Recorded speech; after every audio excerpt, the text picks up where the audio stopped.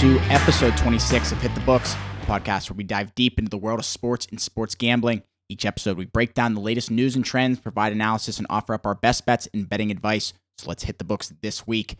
For this week's episode, we have everyone here back ready to talk some sports. We rounded out the first round of the NHL and NBA playoffs. On to the second round. The NFL draft was last week as well. Some teams coming out better than others, and some updates in the MLB to cap off this week. So let's jump in this week's episode by introducing my co-hosts, Huff, Ace, and Mackie. Huff, start off with you this week. What's going on, buddy?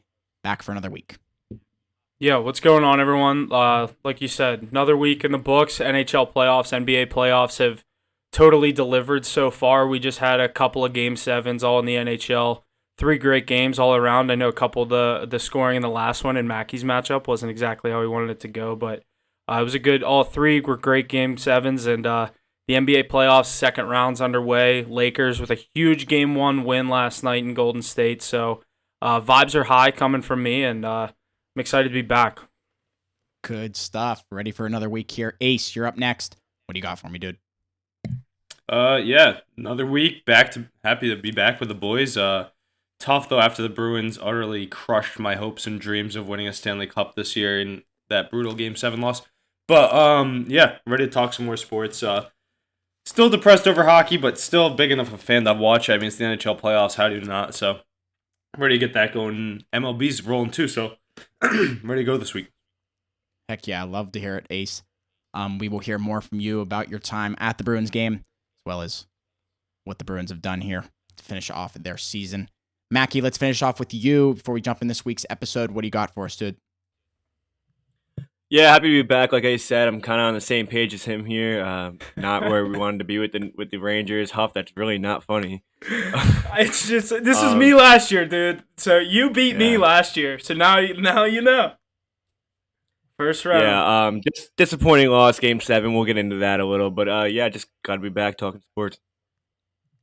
Heck yeah, guys. Lots of good stuff this week. NHL round 1 complete, on to the second round. NBA, same thing. NFL, draft, MLB, lots of stuff to cover. So let's start off this week's episode with a little segment, top 3 sports jerseys of all time. I'm curious to hear what you guys think, who you guys think are the best jerseys of all time. Who wants to start? See, I took a different route than you guys probably did. You guys probably went flashy and everything. I went more iconic. I went a little flashy, but I went more iconic. In no order, just my top 3. Obviously, there's 1,000 of them, so I'm gonna go with the New York Yankees pinstripe, just because you know. Is that I one? have to explain myself. I just said there's no order, but yeah, we could say that's one. We can go with one. That was my main one. All right. Second one, the Mighty Ducks, Anaheim Mighty Ducks, with the duck on the front with the hockey sticks going across. I love it. It's iconic. Has a movie after it. Number 2, and then number 3, I'm going with Toronto Raptors.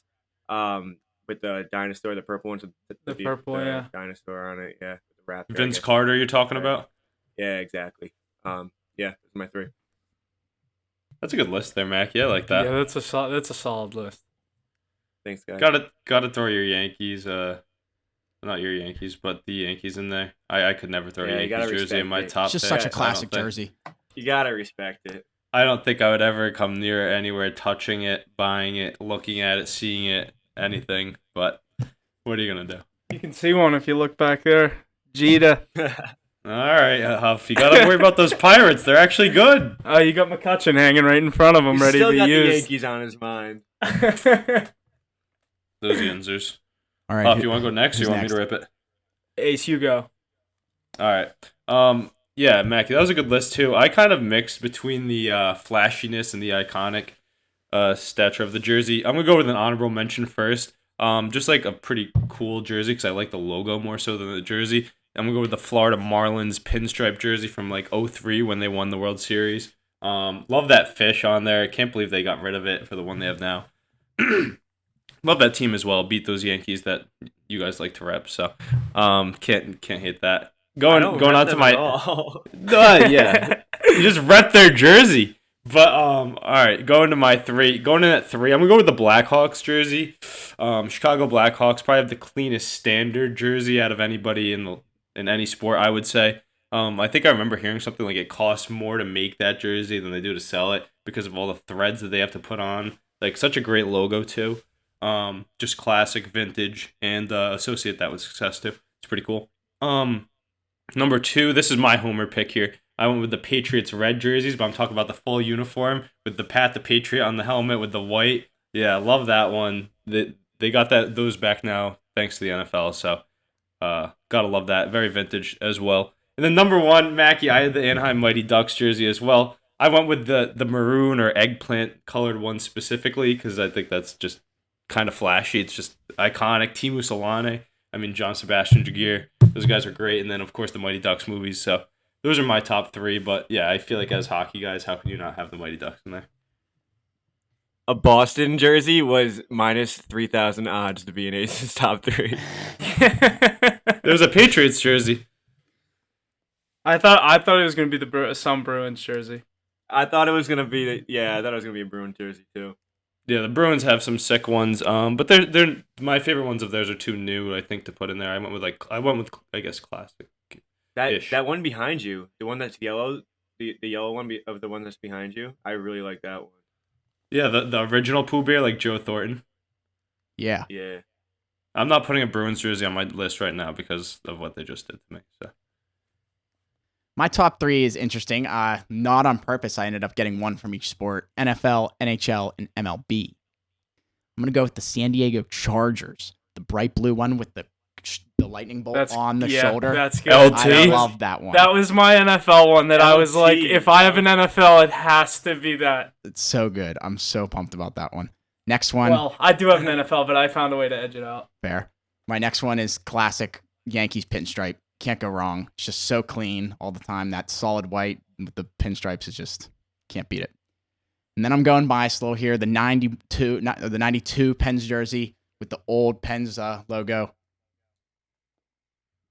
Mario Lemieux, Yarmer Yager. Yeah, exactly. Beautiful. So when I was looking through, I was looking at that jersey and I was like, bet you one of these two are gonna have it on there. But yeah, that is a very good jersey. I like that one, and then honorable mention the Pittsburgh cross, the chest, the write out the whole word Pittsburgh.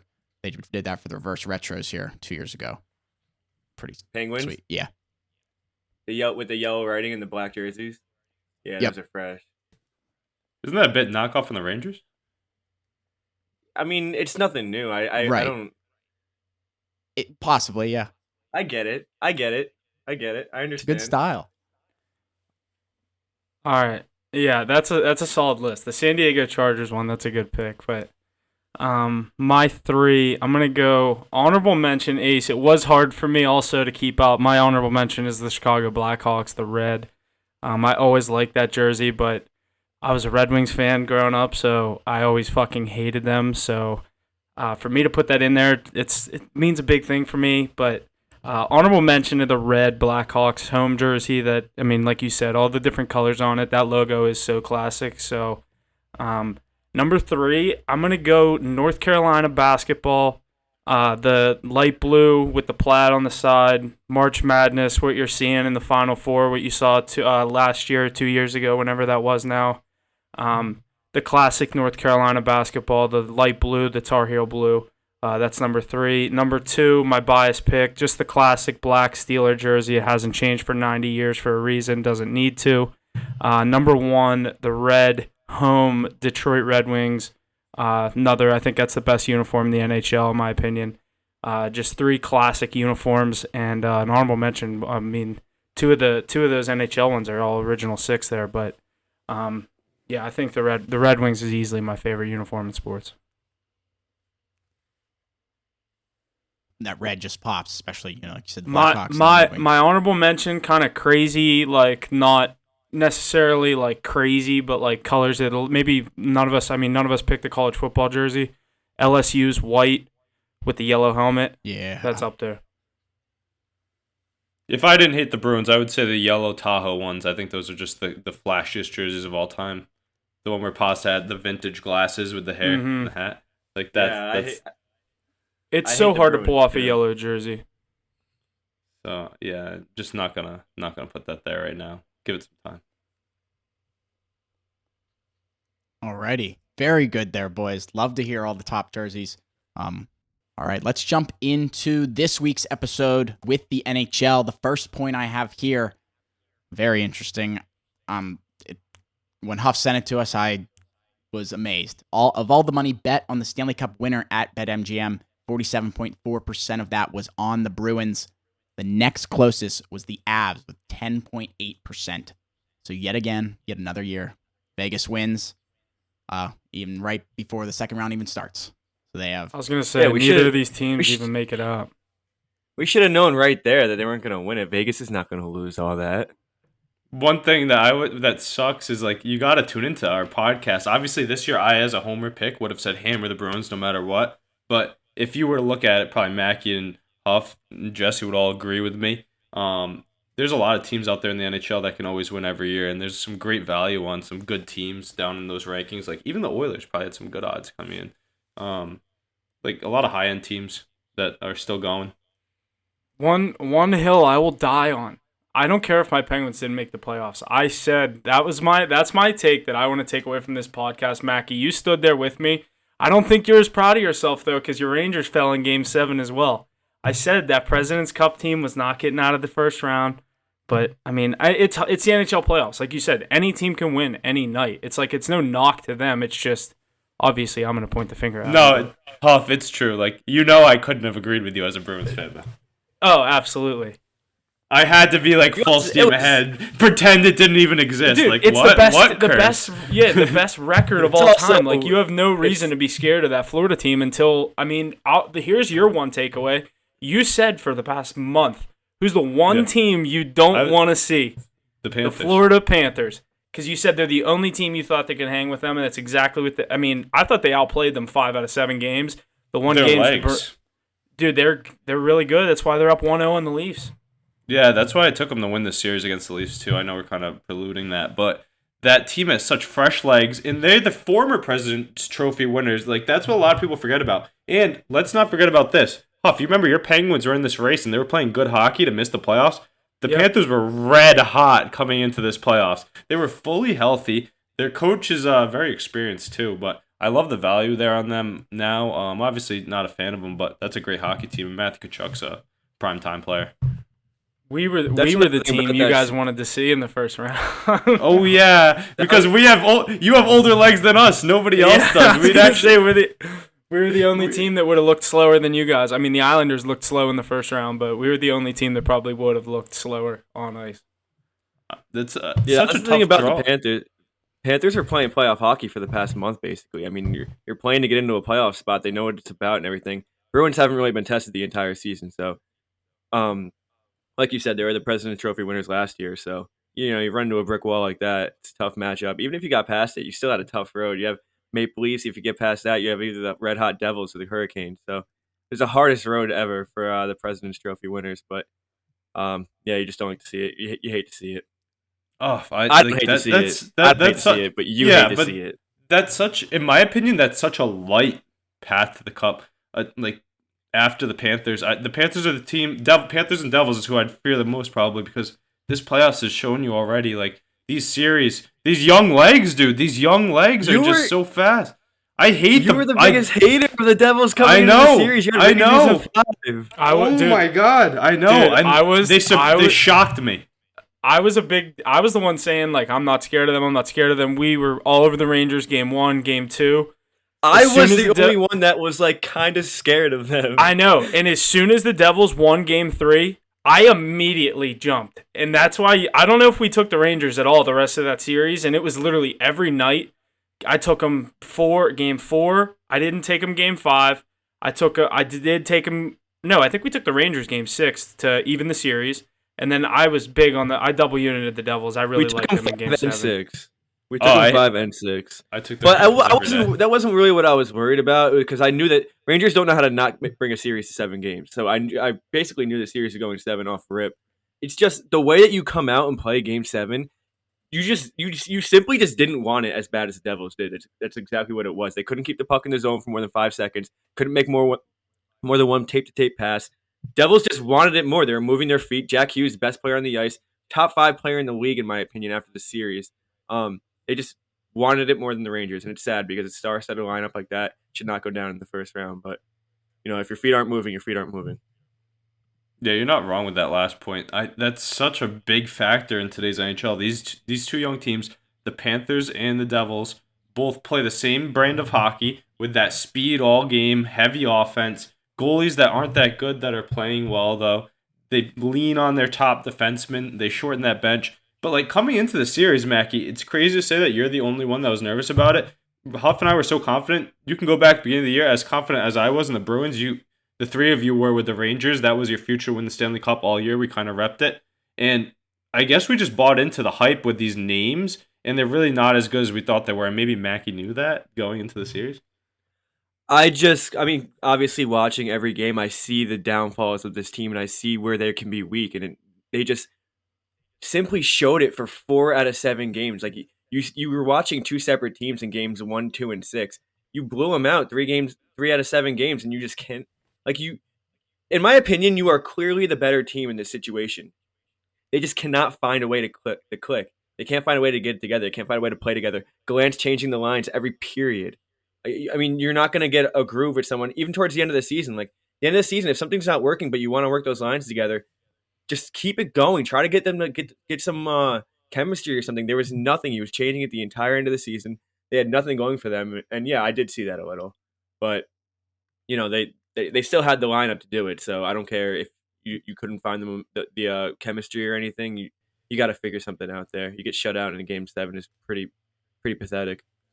Mackie, I mean, I guess you can just say time is a flat circle. This is what you're used to your whole life. You have that caliber goalie who stands on his head and the team does nothing. I think that clip of Igor skating to his bench and yelling at his team resonates with your fandom as a Rangers fan.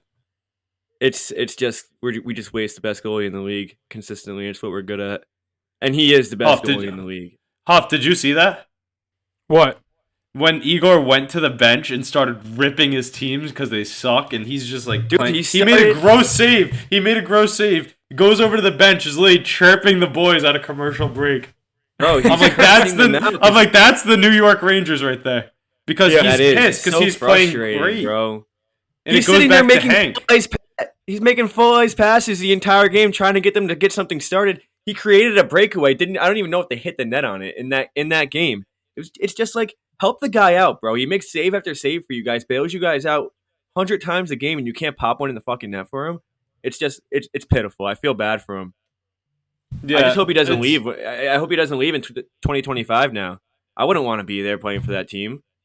No, you guys have. I said it all year though, Mackie. The good thing you can count on is you guys have your best years ahead of you, in my opinion. I just retool that bottom 6, but the thing is, like, it's so crazy to see these memes all over the internet with Henrik Lundqvist and Igor Shesterkin. He's like, first time, and like, I mean, we all know this. Seeing the Rangers, this is what happens. They're great goaltenders get let down. You know what I'm saying, right? Yeah. Dude, the memes are crazy, dude. You also got to see the people overreacting, telling it. People are saying the what do you think I'm seeing in Boston? What do you think I'm seeing on Boston media? Shut up. You guys are like, it's Twitter accounts that like their profile picture is like not even them. It's just like a tree or something, so they don't know who's talking. But it's just like the overreactions are incredible. I'm like, you guys have no idea what you're talking about. I don't know about you, but after that Bruins loss, I mean, my phone was dead right after the game, and I didn't charge it until the next morning. Didn't go on social media for at least 2 days.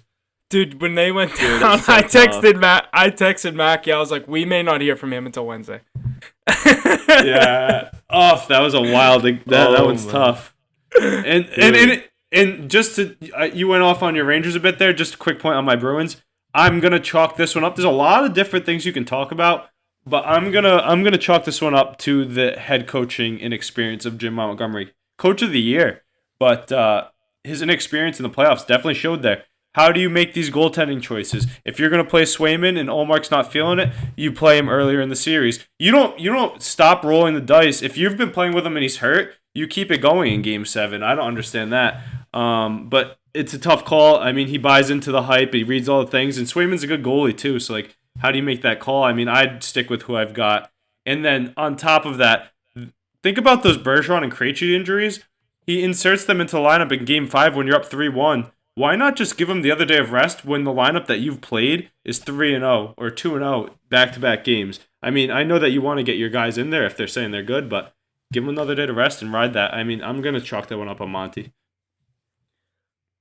That that decision by Jim Montgomery to start Swayman in Game 7, I think literally goes down as one of the worst coaching decisions in NHL history. How do you have okay, yeah, like you said, if you want to get him out of there, you know you have Swayman behind him, who is a stellar goaltender, not a backup anywhere else. But how do you have your Vezina winning goaltender literally coming off the best season in NHL history going into Game 7? He's played all 6 games coming up to this. It's not like they were going back and forth. You have him. He won 40 out of 47 games this year, and you have a Game 7, and you don't put him in the net. I mean, that's just like that's mind boggling. And that the thing is with that is that you're putting it in Swayman's head. Where like, all right, now all the pressure's on me. I need to win. Give up a quick week one. Then what are you thinking? You're already lost right there. Everyone's thinking the same exact thing. He needs to make the next save, and he did. He rebounded a little, but some of the goals were pretty weak. And I think the entire time everyone was just thinking about like, what if Omar was in net? And I don't know. I think that was a terrible decision, and it really backfired on him. Yeah, you're definitely right. And one of the good quotes I hear from the real fans out there is it seems like Jim Montgomery is listening to talk radio a bit too much. I mean, like I said before, think about this though, Mac. You're a goaltender.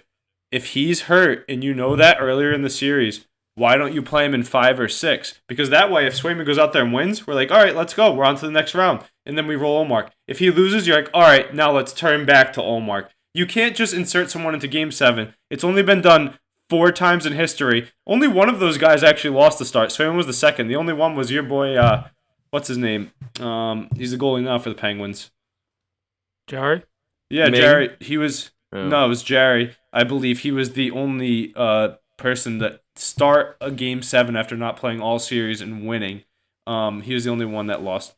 And Swayman's the second one to do that now. So, I mean, I wouldn't have done that. Terrible coaching decision. But even in that game, though, the Bruins went up 3-2. Pasternak scores the game-winning goal. And you give up such a cheap one at the end in the third. And, like, I knew it was coming because the whole time I'm watching, I'm like, we just got to bleed this clock. Already a bad thing to have that mindset. And then I'm like thinking about back to the other games, and I'm like, oh my god, this is the slowest I've ever seen. It's 13, then 10, then 9. It's still going. And I'm like, oh my god. Then the stadium starts rocking, and I'm like, oh god, we might pull this off. They pull the goalie. We ice the puck. It almost goes in. I'm like, all right, we're fine. We're chilling. We have Bergeron out there. But if you were watching that game, the way they collapsed, it's literally like they wanted to get scored on. They stopped playing aggressive and let the Panthers do whatever they want. Puck goes in, tip off a play, goes in. That's a hockey goal. That's a Game 7 goal. And then it's anybody's game in overtime. But after that, the Bruins are kind of defeated.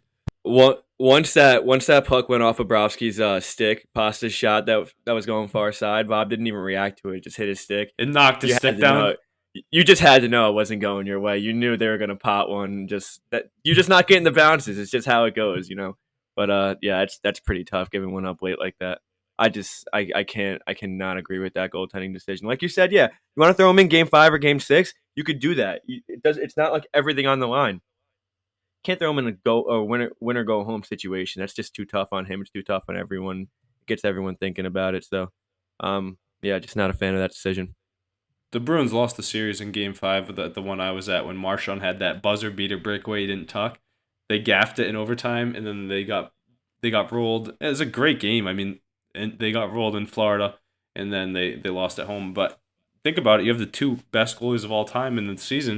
You score 11 goals in the final 3 games, and you can't clinch. That's kind of crazy. It's not like the Rangers getting shut out. We scored 11 goals in the last 3 games. That's a pretty good performance. But we shot ourselves in the foot. It's gotta hurt way more for you because you guys wanted it, dude. You just ran into a really shitty situation. Florida's a good team.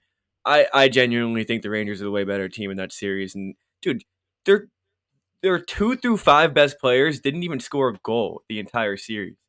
Jack Hughes is the only one out of Jesper Bratt scored an empty netter in Game 7. That's it. Timo Meier didn't have a point the entire 7 games, not 1 point. Isn't that expected with your goaltender in the net though? Timo Meier to go 7 games and not have a point? No, that's not expected for. I mean, yeah, but still. That's incredible. That's incredible. That's a top 2-3 player on that team. He should have a point in 7 games, don't you think? Yeah, but you can't underwrite the what's his name, Akira Schmid. He's doing even better in that other crease, and he's gonna carry that on. Okay, I wouldn't say better because Rangers didn't really test him much in any of their losses. Like I said, their feet were in mud. But what I did want to say is that that's the Devils did what Bruins should have done. You know how they pulled Akira Schmidt in Game 6? Vanacek was in, and then everyone's asking who's going to start Game 7, who's going to start Game 7. You cannot throw Vanacek back in that game. He's 0-2 in the series, gave up 10 goals in 2 games. You go back to what was working and what has won you games. You go back to Akira Schmidt, and it worked out for them. Yeah, he played good hockey, but those young legs, that's why I'm so nervous about this Hurricane series coming up, because I like the Canes with their home ice advantage and whatnot, but this Devils team, like the Panthers, just playing so fast. They're playing fast hockey and they're skating by people and surviving these long series and getting good goaltender play. I'm eager to hear who you guys have coming out of this series, the Canes and the Devils. All right, you guys gave a pretty good review of round 1, but I'm going to kind of circle back and recap on that. Came to a close on Monday night. Again, we saw the Bruins lose in Game 7 to the Florida Panthers. We saw the Colorado Avalanche lose in 7 to the Kraken. And we saw the Eastern Conference champion Tampa Bay Lightning, or the defending Eastern Conference champion Tampa Bay Lightning, losing 6 to the Maple Leafs. Along with that, like we said, the Devils defeated the New York Rangers 4-0, a shutout in Game 7 to clinch their spot in the second round. And Connor McDavid and the Oilers defeated the Kings in 6 games. Oilers look for their matchup against the Golden Knights as the Knights took down the Winnipeg in 5 games. What do you guys got about this last series? So obviously that Vegas Winnipeg series, that I'll start there. I really like Vegas there. I like them in this next matchup to kind of get into a little bit of round 2. But with the Oilers winning in that series in Game 6, the things with the Oilers, their power play was buzzing at like 60% all series. That's the thing that Vegas is going to have to pay attention to. I think that's going to be a huge factor coming into this series. Obviously, McDavid, Draisaitl, they started to get buzzing going towards the later parts of that first round, and scoring goals. They're a high-paced team. We've seen it all year, and I think Vegas is going to have their hands full after beating the Jets in 5 games. But I do like to look at this series ahead. Let's just start here. I mean, I like Vegas in this next series. They play, I think, the first game is tonight, but I think Vegas starts out this series hot. I think I'm waiting. Is there any news on if they're getting Logan Thompson back at any point of these playoffs? No, I feel like that'd be breaking. It's going to be the backup, as Winnipeg Jets like to call it, Laurent Brossoit, or how do you ever say it? Huff, circling back to that first series real quick, though, let's not forget that bet we all rode. Blackout Huff sent the lock in the chat. And then I said that you weren't on here last week. I go, I hammer them. Game 1 -1.5. They of course covered at Game 2, and I didn't take it. And then they just win the rest of the series. Like, you know what I mean? Ugh. Win 4 straight right after you bet $1,000. Yeah. Good thing I tailed that heavily. That's all right. We bounced back heavily in the series. You're right. And I rode those Knights actually puck line a couple of games. I knew they were going to bounce back too. That's a good team, and honestly, that's got to be some people's favorites to come out of the West here. I mean, they have a tough draw right here because my pick all year coming out of the West was the Oilers and McDavid, because I was like, he's going to do it at some point. But the Knights kind of blew the doors off the Jets, especially after losing Game 1. They ripped 4 straight, going up to, what is that, Manitoba, Winnipeg, wherever the hell it is. Yeah. Tough place to play with. Tough place to play with the whiteout. Remember, we said all year, avoid betting against Hellebuck when he's at home. But it's kind of different when you have a team like the Vegas Golden Knights. I know they're new to the league, but they're battle tested. They've been to the Stanley Cup. They've been to the Western Conference Finals 2 or 3 times. They've gone 7 games, and they have a lot of pieces that have rings on that team. I like the addition of Pietrangelo a lot. But Jack Eichel's getting his first taste of the playoffs, and he's really relishing it. And I'm excited to see McDavid versus Eichel this round. I don't know who I've got coming out. I think the Oilers, I'm sticking with the McDavid for Cup run here. But, Mackie, who do you think comes out of Oilers Knights? Yeah, it's going to be a good series. I was going to say McDavid versus Eichel. They've only had 13 games all time against each other, so he's going to have. I think they're going to really battle out this 7-game series. I think it's going to go the distance. I like McDavid to come out of here. I like the Oilers. I think it's just going to be a little overwhelming. It's going to become overwhelming, like over the 7 games, and by Game 7, I just think they're going to be too much for them, and I think the Knights are just not going to be able to keep up. But we've seen this Oilers team get here before. We know it can go either way.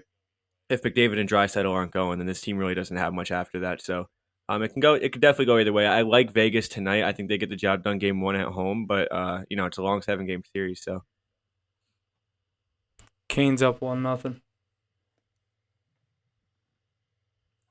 Fuck the Devils. Mackie, you're on the Canes train now, huh? I mean, I think the Devils actually win the series, but I hates just the Devils. Oh, it's such a tough Yeah. call because the Canes are great at home. All right, in round 2, the matchups we got going on, the Kraken, they're up 1-0 right now on the Stars. Joe Pavelski had all 4 goals on Tuesday night to take the Stars to overtime against the Kraken. Just unreal performance by him. Plus 15,000 for him to score 4+ goals. I saw in a graphic online. So just incredible. Oilers, Knights that we keyed into a little bit. The Devils and the Hurricanes, Florida Panthers, and the Maple Leafs. Florida Panthers won 4-2 the other night in that game 1 of that semifinal. Bobrovsky stole the show, 34 saves out of 36 shots. So an incredible performance by him. I like Vegas in the Oilers-Vegas series because I have Vegas to win the Western Conference. But I think it's going to go the distance. Like you said, Mackie, it's just Eichel and McDavid. Like you said, 13 games played against each other in their careers, which is fathomably low, but incredible. And I'm excited to add another 7 to that. So it's just going to be top-tier hockey, I think. I think that's going to be one of the better series in this round, honestly. I'm real excited about Kraken and Stars. I think Kraken come out of that one. I think a lot of people are on Stars, but I'm not sure. I think it's going to be a good round. What do you guys think? Okay, my opinion in the West is I think I'm not on this Edmonton Oilers Connor McDavid's year thing. I think he's going to have to wait another year, in my opinion. I think I'm not sold on this Oilers team as per usual, and I really like this Vegas team. I think the home ice advantage is going to be big for them. I'm going to take Vegas in 7. I'll respect the Oilers. McDavid's going to get his. I like Vegas in 7 here. And then on the other side of the West, I think we're going to see the Seattle Kraken advance in maybe 6, 7 games, depending how this series goes. And that's exactly what the NHL wants. The 2 expansion teams in the Western Conference Finals, Seattle versus Vegas. And we'll get to that if it happens. But that's my prediction to come out of the West. I like Seattle versus Vegas in the Western Conference Finals. I love that Seattle team, and my dad's actually gone out there a few times, seen a few games this year, so I've gotten some gear from that stadium, which is kind of cool, so I got to rep them.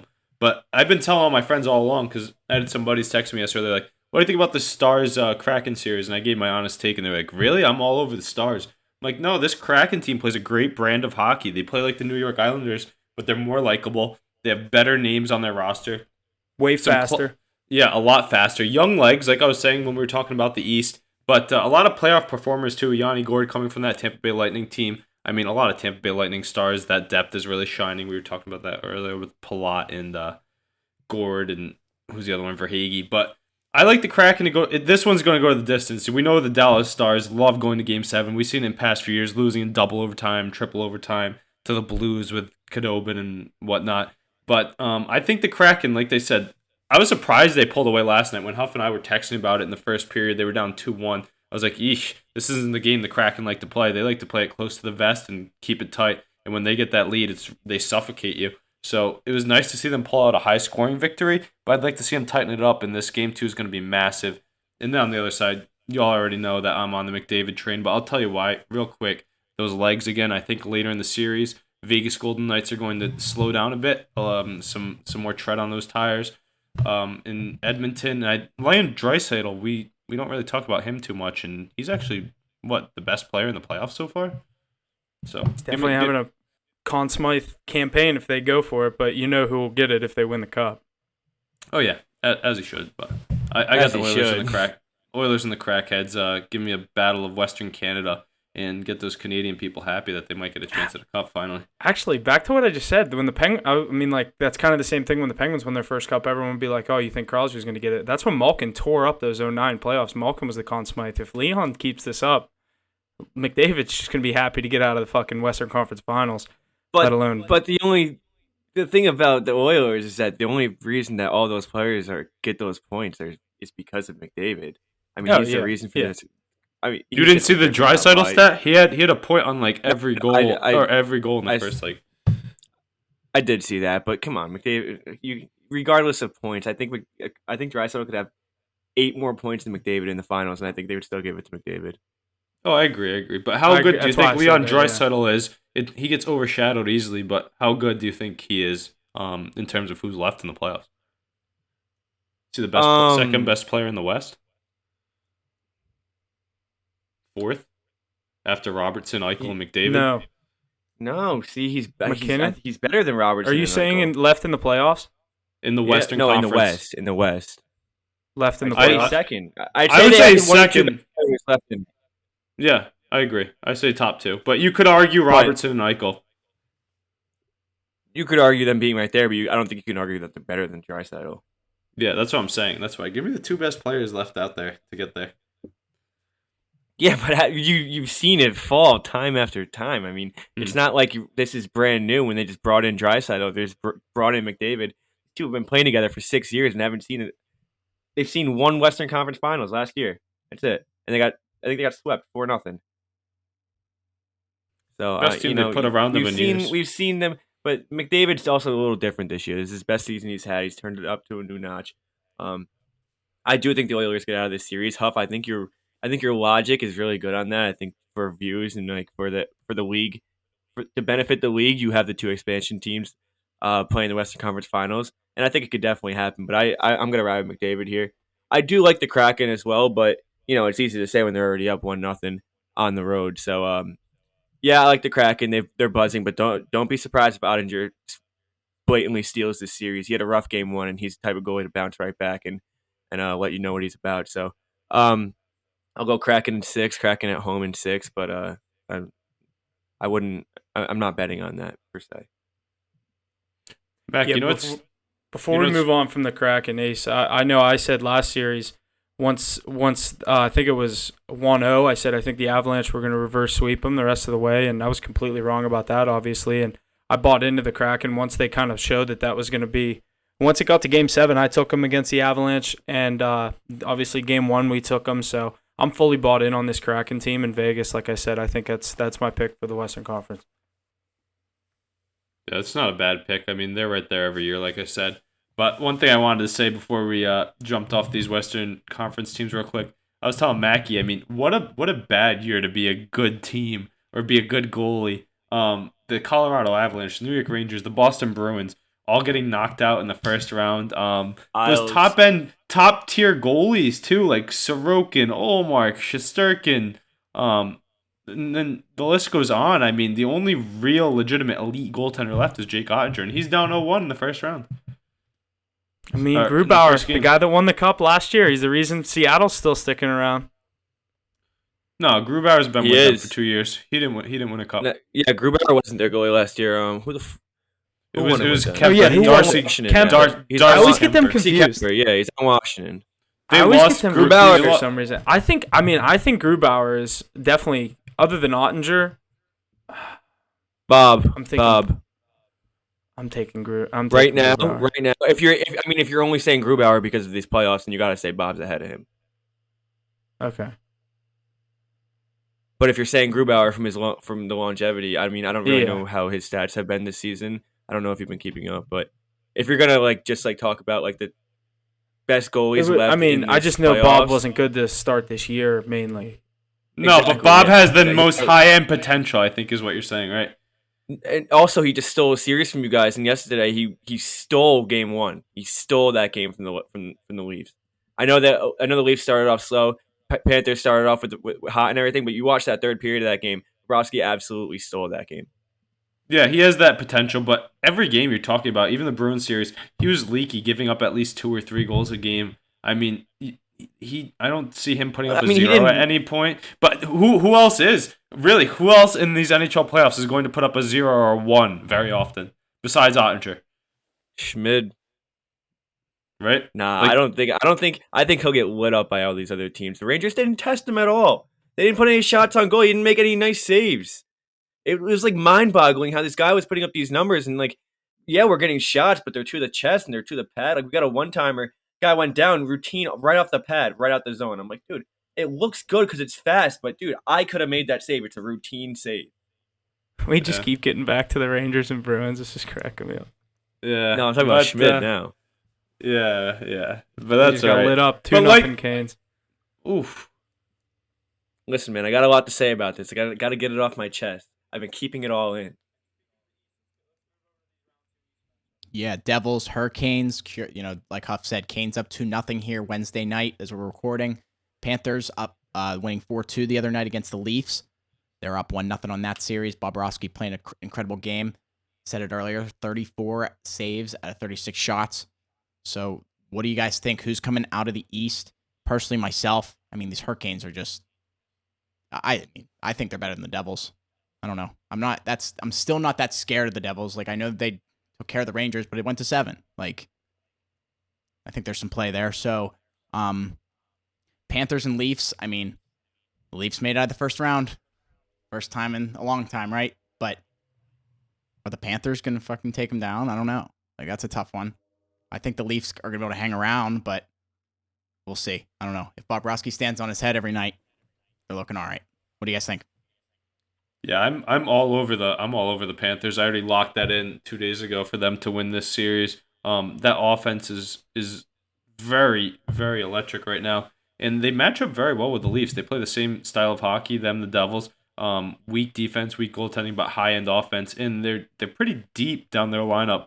A lot of guys who can put the puck in the back of the net, and like we were all saying, Bob has the most potential to come out. So I like the Cats. That could be a 6-game series. I'm saying. They could win at home in Florida. But other than that, going back to the Hurricanes and Devils, toughest series for me to pick, I think, in this playoffs.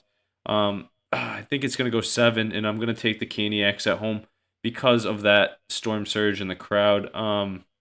Such a tough call, though, because the Devils are playing fast, playing well, but they're down early here. I like the Canes at home, but they got to figure it out on the road. Down 2-0 now. Mackie, you want to go? Yeah, we talking about Devils, Canes in particular. Just like the Eastern Conference Series matchups, he introduced both of them. Oh, right. Yeah, I like the Leafs. I know they lost game 1. They didn't look very good game 1, but that team, you could just see the star power in them. And yeah, Bobrovsky robbed game 1, but I don't know how many more times he's going to be able to do that. Panthers, great team. I think whoever wins this series at the end of the day will come out of the East, but I think the Leafs come out. I think this is their year. You get past the first round. A lot of people are probably saying the same thing once they get past the first round. It's their year, but they have the team for it. Samsonov needs to play some good hockey, and they'll be good. The Devils Canes. I don't think either one will be able to oust either the Panthers or the Leafs. But yeah, I got the Leafs over here. Give Austin Matthews a ring. Yeah, I'm right there with you. I'm gonna take the Leafs. I do think it goes 7 games. I think Florida's gonna put up a fight just like they did against Boston. I think the home ice for Toronto is gonna come out big for them in Game 7. I'll take the Leafs in 7 right there. Like you said, tough to start the series 0-1 on your home ice, but I think Matthews, Marner, and the boys will get them buzzing, and I like the Leafs to come out of that series in 7 games. And then to look at this series right here, to see a 2-0 Carolina Hurricanes lead, kind of looks like the game 1 that the Devils played against the Rangers. It's going to be interesting to see how this series goes. I did have the Canes originally in 6 in this series just because the Devils, I said, I'm kind of back on their inexperience. I said it all season, and then they obviously beat the Rangers in 7 games, and I said at certain points I liked them in that series, Game 7 included. But I just think the Canes are going to be a little too much for them. They both play high speed, high power games where they're high scoring. Not necessarily the Devils are looking to score all these goals like you said. Schmid in their defensive style, they're trying to keep it low scoring. And when it's 2-0 in the first, I don't like their ability to hang around. But I'll take the Canes in 6 and Leafs in 7. I just think Matthew Tkachuk is just going to have a great series against Toronto. That line already produced a ton last night. And I was going to say he was all over the place last night. Sam Bennett, Anthony Duclair, Nick Cousins, Etuler, Soronin, those guys skate fast. And I like how Paul Maurice, I believe their coach is, very experienced coach. He's playing Gudis, Forsling, and Ekblad basically the whole game. And Mark Stahl's picking up his play. I've never seen him play this good of hockey, but he's really relying on his top-end defenseman. So it's working out well for him. But yeah, the Canes give me that home ice advantage. I'm excited to watch these playoffs, though, still. Great hockey in front of us. Alrighty. Yes, round 1 complete, round 2 in progress for the NHL. We're in a similar spot for the NBA, but they like to overlap games and stuff, which is crazy to me. But so we have round 1 complete in the NBA. Little recap there. The Heat taking down the Bucks 4-1 in that series. Knicks 4-1 as well against the Cavs in that series. Sixers taking down the Nets 4-0 in their series. Boston winning their series 4-2 against the Atlanta Hawks. All right, and in the West, the Denver Nuggets taking down the Timberwolves 4-1 there in that series. Phoenix Suns taking down the Clippers 4-1. Golden State Warriors taking down the Sacramento Kings 4-3. And the Lakers winning their series 4-2 against the Grizzlies. So let's jump into this round 2. Let's start off here in the East. James Harden goes off for the 76ers in a vintage James Harden performance as he puts up 45 points in the game-winning 3 in a 119-115 Game 1 victory in TD Garden up in Boston. 76ers lead that series against the Celtics 1-0. They were a 9.5-point underdog in Game 1. I'm curious here to hear what you guys think. I wasn't watching the game actively on Monday, but I was listening to it at work with the directors and the producers and stuff. We're talking about it, but dang, that's like wild how they pulled that game off. What do you guys think? Ace, why don't you start us off here? Celtics, Game 1, the night after Bruins, Game 7. How are things up in New England? That's actually the longest. 112.6. That's what I meant, 112.5. But we fucking know what you meant. Cool line. Yeah, no, but going back to the Celtics, I mean, they got to get that bad juju out of the Garden. I think I saw a stat that said that's the longest streak in Boston history of most consecutive games lost in the Garden. It was like 5, and like 5 in a row there. So it's like, oh god, like this year. Yeah, this playoff run, like that's the most like ever. It's 5 consecutive losses in a row. Run. Yeah, Run. That's crazy. yeah. So this year they got to get rid of that tonight. So I really like the Celtics get the job done. Huff and I were talking about a lot of plays in which we could take them, both either first half or full game or team total. That's what I ended up with. But it's going to be a good series either way. I couldn't understand why the Sixers were such big underdogs. I know Joel Embiid's out, but like James Harden, Tobias Harris, they have a good roster. And honestly, I was leaning the spread there, but I did think the Celtics were going to win. What an epic collapse there. I mean, this team's battle tested. They went to the finals last year, so we know that they know how to take care of business, and I expect them to get that done tonight. It's kind of a fluke and a tough game, similar to the game they lost against the Hawks in Atlanta. Yeah, I was fucking with you. I think they're fine too. I'll take the Celtics. I do think it goes 6. I think the 76ers win either game 3 or 4 on their home floor, but I like the Celtics come out of this series in 6 games. You don't think it goes to 7? These are the best 2 teams left in the East. I could see it going 7 for sure. See, my thing is when Embiid comes back, like, is he going to be 100%? Or are they putting in 70% Joel Embiid? And what does that lead to? You know, you're forcing the ball to your big man, your best player. If he's not 100%, why are we getting him the ball every fucking possession? Like when you just said we have James Harden, Tobias Harris. Like I'm not saying they're better without him. I'm just saying if he's not 100%, I don't know if they're going to be able to win 3 games. I don't see 45 points out of James Harden. Again, you know what I mean? Maybe 30, but that's just the kind of player he is. And he usually disappears in the playoffs, but it was nice to see a James Harden just, I mean, that was a dagger 3 for you, but for me, that was a cool shot to see. Yeah, that's what he's a walking bucket, and he was hot in the first round too, so. I think the Sixers win this series. Boston been there. I know they've been there, but Joel Embiid's balling right now. Towards the end of the season, he got some gritty wins. He's just a one-man wrecking ball, and they just won Game 1 on the road without him.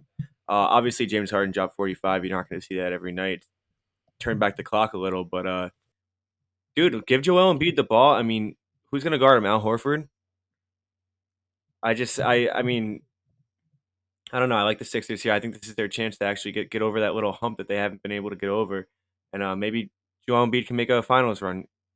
You got Miami and Knicks on the other side. So if you get through this, you should get through whoever wins that series. So this is maybe his chance, and maybe his chance to get a ring. Yeah, that'll be interesting to watch.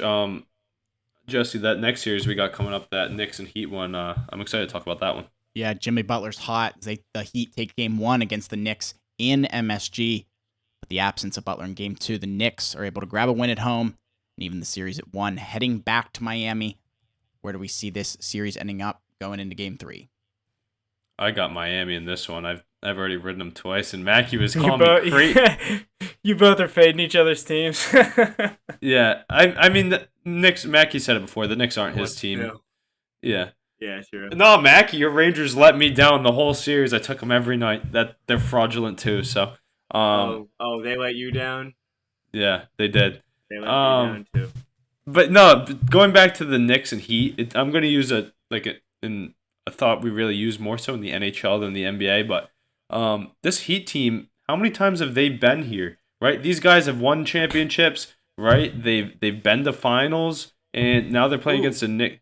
Kyle Lowry's won a championship. Lowry. Yeah, no, the other guys Butler, have all been. Bam. They've all been to a final. They didn't win. Yeah, Udonis Haslam.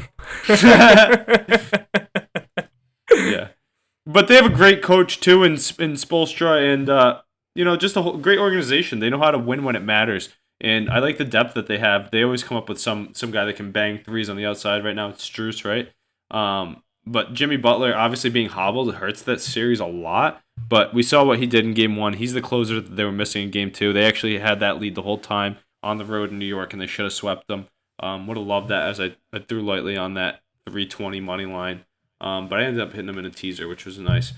Other than that, though, I think this one is going to be over in 5 games, honestly. I think that the Heat take them both at home. It's dependent on Jimmy Butler. If he gets back to a goal, I'll take him in 5. If he doesn't, I don't know. I could see 6 or 7, but I still like the Heat to advance and hopefully not play spoiler to my Boston Celtics in the next round. Mackie, the floor is yours for your New York Knicks. Yeah, I just don't really agree with that. I think Jimmy Butler is. I think Jimmy Butler is just feeling his injury a little more. And this team, they're an 8 seed for a reason. I know they have the star power. I know Jimmy Butler is a different player in the playoffs, but Knicks match up well against them. You lose game 1, Jimmy Butler goes off. Kyle Lowry steals the show in the last 5 minutes. Okay, it happened. We should have won that game. If one of those two things don't happen, we would have won that game. Also, if you fucking take Jimmy Butler's a decoy out there. When you're on defense, you're not even targeting him. He can't shuffle side to side. What are you gonna? How is he gonna guard someone? And they didn't attack him towards the end of the game. Terrible coaching by Tibbs, but I like him as a coach anyway. But I think they match up. I think they match up pretty well against them. We didn't have Julius Randle game 1. Miami didn't have Jimmy Butler game 2. It's 1-1 in the series. So you go back to Miami. Miami has home court now though, so you look into that. I think the series can go either way. The experience might win it, but I don't think the series is 5 games. I think at least 6, probably 7. That's a tough place to play down in Miami. Don't discount that. I mean, we've all seen it. They do that whiteout, the Heat whiteout. The Garden's not the easiest place to play either. Yeah, but it looked like it. They almost stole that second game without their man. So, Huff, who do you think comes out of this series? See, this is the one series that I think it goes 7 games. I just don't know who I like because, like you said, if Jimmy comes back, I think we could see a huge game by him in Game 7. We've seen him come up in big games where I could maybe be convincing the Heat. I feel like it's in Madison Square Garden. I could see the Knicks win and go on to play the Celtics in the Eastern Conference Finals. This is the one series. I don't know if I'm going to bet on this series at all because this is the one I kind of just want to sit back and watch because I like these other series a lot. Obviously, with no Embiid, the other Eastern Conference series is kind of hard to be betting on with these big spreads. But even though I said I do like the Celtics tonight, I'm just gonna go with this series to go 7, and hope I can give you another opinion next week whenever we're going to be talking about a Game 7. But like you said, I do think the Knicks match up good against them, but I like it to go the length.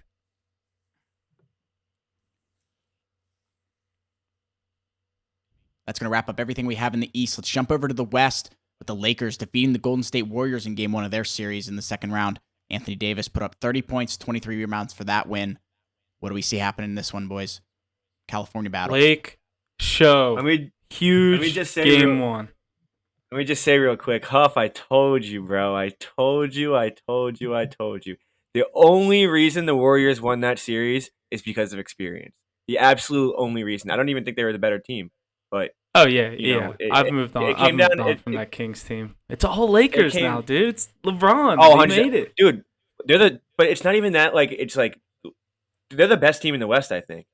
Oh no, They I'm have saying like been. for my fandom, like well, I know I was like rooting for that Kings team. I bought in on that Kings team, but like I like LeBron and the Lakers. I really care about them way more. I more No, was yeah, I'm rooting for saying the the Kings, Lakers. so LeBron didn't have to go through Curry. Yeah. You know what I Uh-huh. mean? But I don't. That's think. more why I don't think liked the them. Warriors. I don't think the You Warriors were are gonna be right. a No, problem you were for right. LeBron. Me neither. But go ahead. I Give think. your take on this series. I think. I mean, the Lakers are good, dude. We saw it last night in Golden State. Golden State doesn't lose a lot of games at home. The Lakers go in there and they just steal one like that. When the teams are even, LeBron's clearly the better player. I think. Steph's had the edge in his past, but I like this Lakers team. They've been the best team since the All Star break. Have the best record. They brought in a lot of pieces, and you have LeBron James and Anthony Davis. Anthony Davis dropped 30 points, 23 rebounds last night, 5 assists. I think there's like 4 players in history that have done that. But yeah, I love this Lakers team. I think they come out of the West. I think LeBron can get another ring this year. I would love that.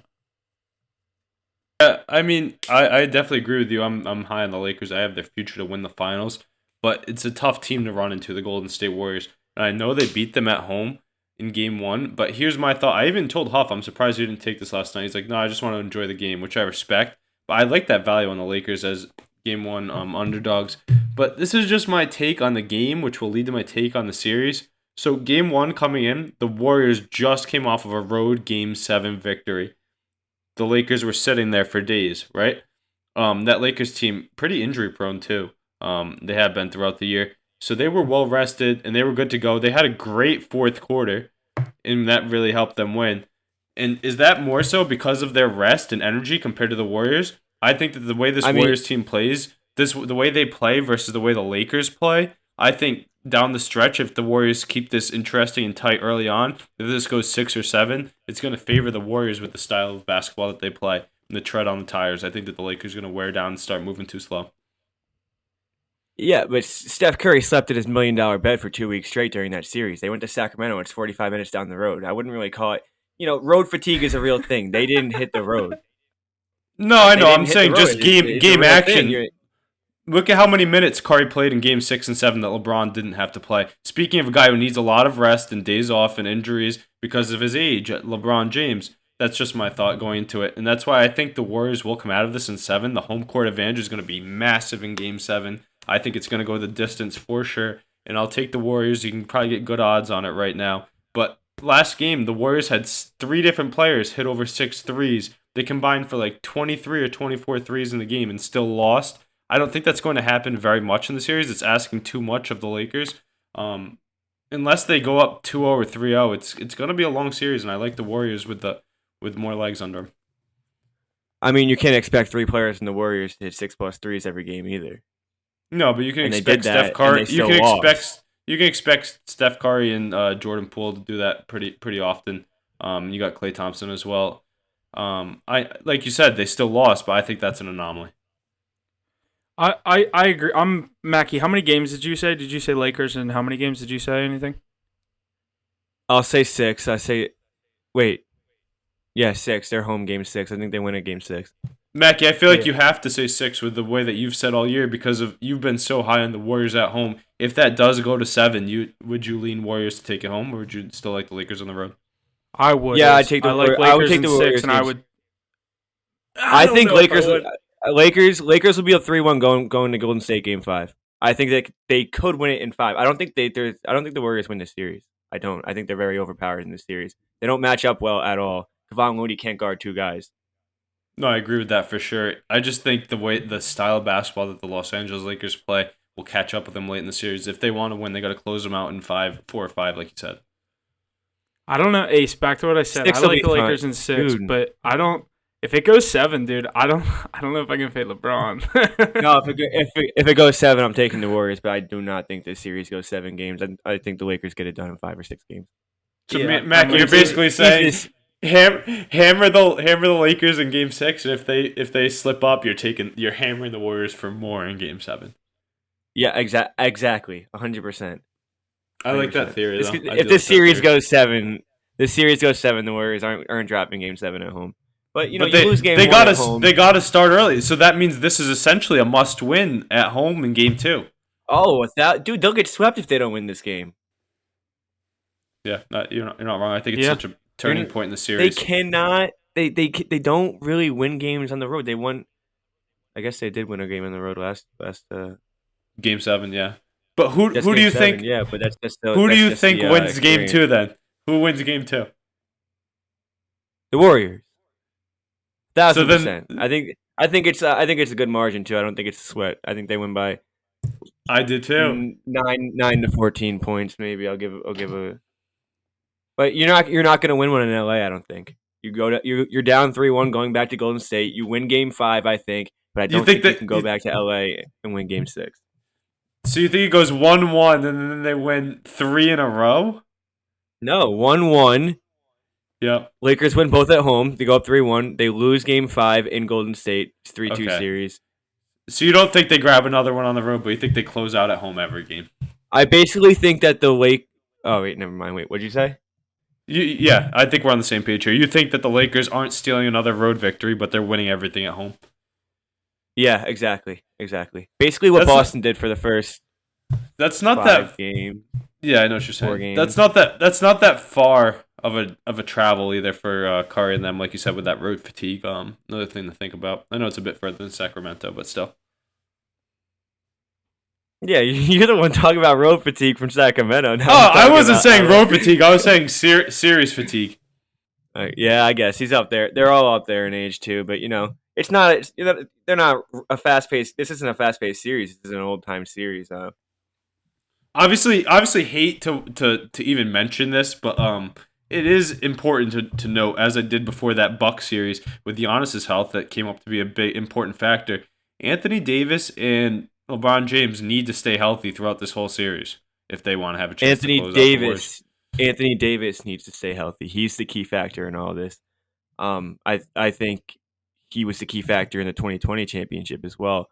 But if this guy's not playing or even playing to his standard, then the Lakers don't have much going for them. This whole team revolves around him.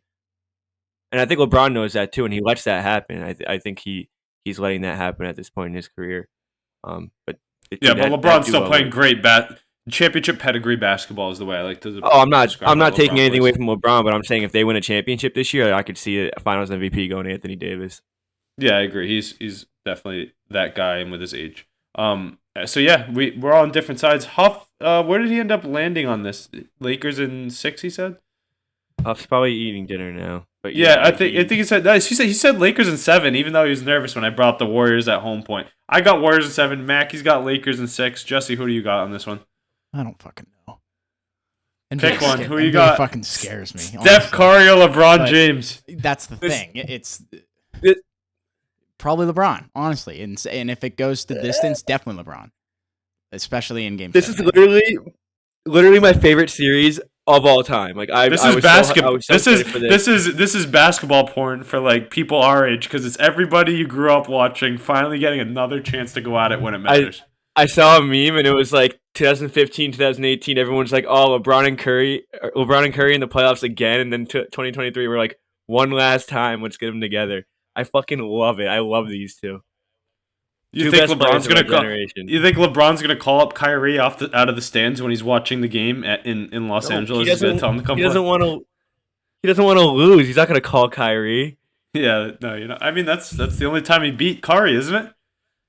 Yeah, but that was when Kyrie had his head, and Yeah, that was back when Kyrie was still. No, that was more of an allude to the fact that did you guys see that? I think it was last series, or was it Game 1, or was it last series when Kyrie dapped up his. He dapped up his agent or something, whatever his name is, Rich Paul. When he was sitting courtside at the Lakers game, though. No. Yeah, with his daughter, right? Yeah. I thought that was pretty funny to see. Alrighty, one last series to check out here in the West.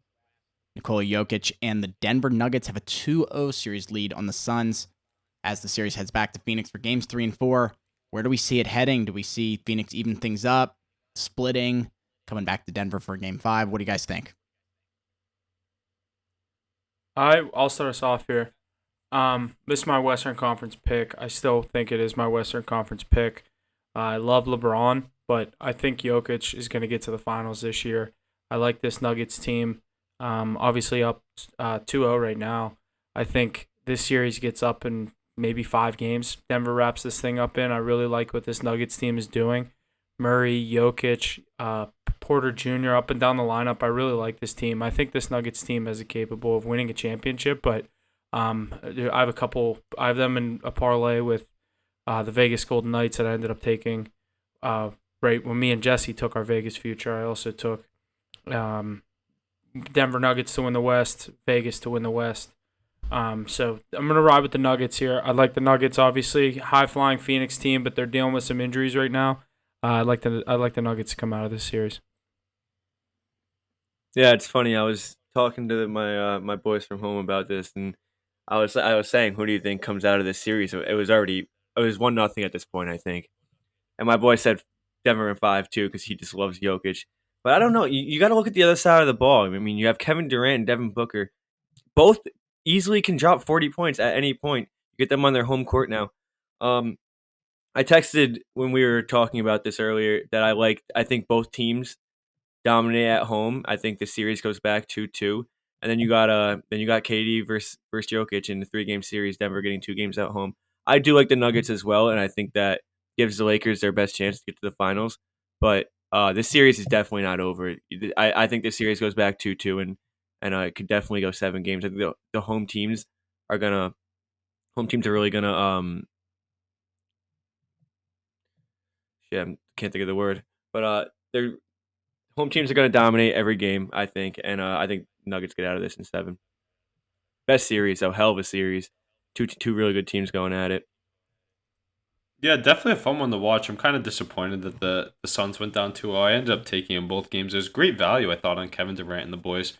But when I saw Chris Paul hobbling off the court, I was definitely a little shocked and kind of nervous. That's just another piece of the team that we believed in the super team to be. I know Mackie said it the other day when they were down 2-0. Hey, if you want to jump on the Suns, now's the time to do it. There's some great value on it. So definitely something I'm going to look at, as I think the Slim Reaper will keep him around. But at the same time, Huff's been saying it all year, and Jokic needs to get to a finals at some point. I don't think I'm going to put my money on the Phoenix Suns. If you were, now's the time, but I'm not going to. I do think the Nuggets close this one out. I'm going to say they do it in 5 or 6. I don't think the Suns get both at home in these next two games coming up in Phoenix. I think that Jokic grabs another one and really puts the Suns' backs against the wall going back to Denver before closing them out and awaiting a long series between LeBron and Curry. I mean, this is a very bold take, but I'll say it. Let's go Nuggets in 5 here. Let's go Nuggets in 5 and Warriors in 7. Get a very tired Warriors team to match up with the Nuggets. That'd be a great series to watch. So, yeah, excited to see how this folds out, but I don't think Kevin Durant has it in him right now. Too new of a team. I don't know. Not a Suns guy. Yeah, I think that was more of a. I think the Suns are more of a next year kind of thing, especially with the injuries they're dealing with. I'm big on this Nuggets team, but I want to hear everyone's current finals prediction. Mine, I'll give you one. I like the Nuggets in the West. I'm gonna go Nuggets, Knicks, and I think the Knicks right now. I think there's good value on the Knicks to win the finals or win the East, and I think both are worth putting money on. I don't know what the current odds sit at. I was looking at it the other day. I think that'd be a crazy finals. Nuggets, Knicks, mainly just for the value, but no. I do think the Knicks get out of this series with the Heat. I just think with Jimmy Butler injured, and then if Mackie said, he likes the Sixers.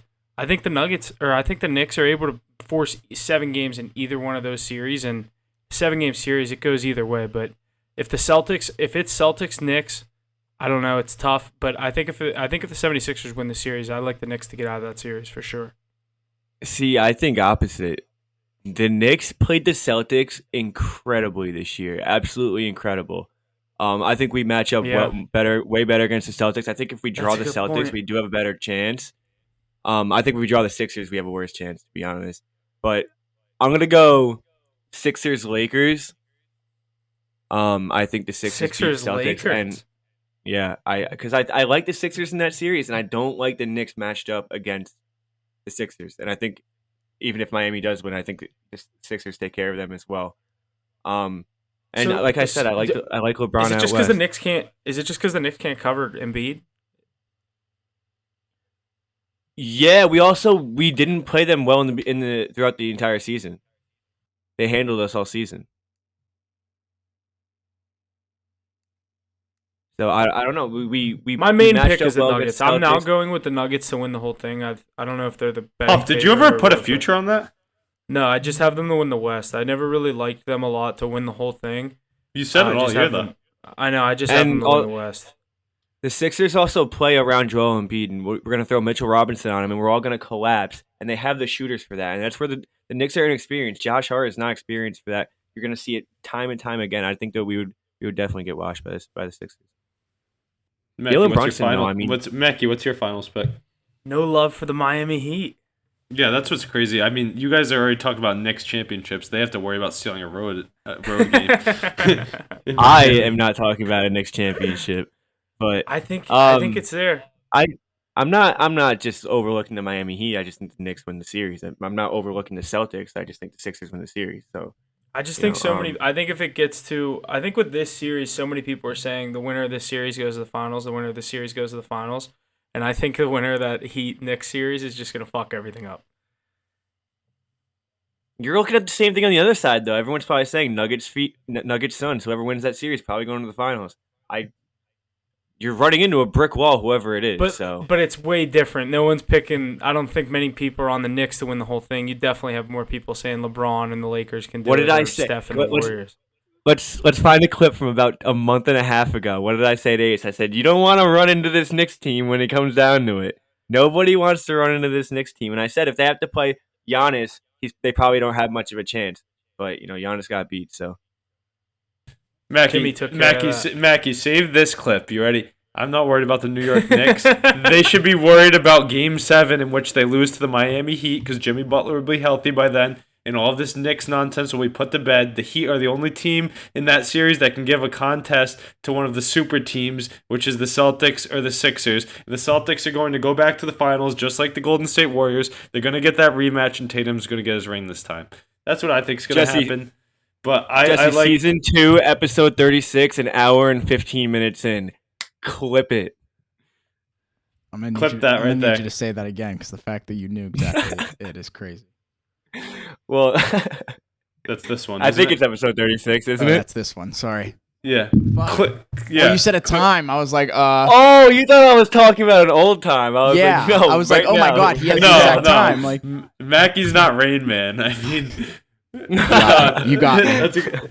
That's a good clip. But no, I do think the Sixers. I think that the Sixers, both series in the East, I do think go 7. Sixers and Celtics. I think the Celtics could end it in 6, honestly, but definitely 7 for that Heat and Knicks series. Two teams fighting and clawing for every inch because they're not that good compared to the rest of the teams left. Out west, the Nuggets, like I said, I think they get it done and they play the Warriors. And that's a weird series, Nuggets Warriors, but I think the Warriors just keep going 7, 7, 7, and the dynasty's not dead yet. That's my opinion, but wait, going to be interesting. Hey, so Heat in 7 or Heat in 5? You were saying 5 before, now you're saying 7. Yeah, I said that. No, I said that right after. I was like, I forgot the Jimmy injury, and I said if Jimmy's healthy, Yeah. but I think he's not going to be right away. So I think he'll be back like more towards like 4 or 5. Mackie's What like if he never gets retracting a little back? bit. Well, I just want to know how real he thinks the Knicks are. Yeah. That's kind of what I was gauging from that. How real do But- you think the Knicks are? Dude, I think they're very underrated, to be honest. I think they're underrated from people like you. I mean, I've been watching them. I know a good amount about them now. I mean, I'm not going to say I'm a real New York Knicks fan because I promise you I'm not. I'm not a diehard Knicks fan. I like them when they're good just because I'm from New York. But I do pay attention when they are good. So, I watch some of their games. The Knicks are good. They have a good team. They have shooters. Jalen Brunson is a bucket. Absolutely goes so unnoticed. I like him a lot. They have a shit ton of potential this year. No, you're not Especially wrong. with the big gun I like the pieces they have, but I think it's just nobody really knows what's going to come from either of these two teams. I mean, the Knicks are so unknown, and they don't really have that established superstar to lead them. But they have good depth and a good team around them. But Mackie, I just want to ask you this: did you think that either of us would be this interested in our town's respective basketball team at this point? How much were you hoping it was hockey? Yeah, I see. I don't want to dive into the Knicks right now. They're the last thing I fucking care about. But yeah, I wish we were battling it out about Bruins Rangers right now, but neither team wants to show up. I'm not gonna get back on that, Huff. Don't worry. But yeah, you gotta talk basketball when it's But there. unlike Pittsburgh, at least we have a basketball team to fall back on. Huff's just happy that we're all out now. He's like, yeah, if it's not my Penguins, it's no one. That's my logic. Maybe Huff's gonna give us the realest take out of all of us because he. Can I'm just glad we're not gonna have any more biased picks. He can. We have all wide open series now. No, none of us have You're teams right. involved. No You're horses right. in the race. It's wide open now. Because we missed out on some value with the Panthers at points and as well with the Devils at some points. Honestly, I I was am gonna say. I was on the Mackie, Panthers to win the series, and I never took them not one game because I wasn't confident enough in any game. But I did like them to win the series, which is weird. But not only that, how do you do that against that team? I mean, I know the curse and all that stuff. Exactly.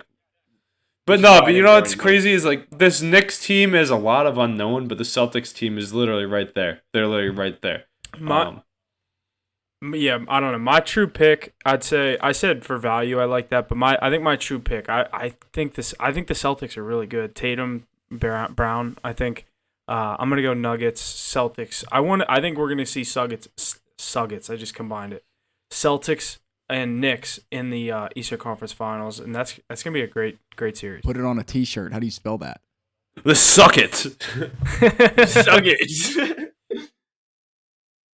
I like that. But I do think You two are, instead of getting your Eastern Conference Final that you wanted in hockey, you're gonna get it in basketball.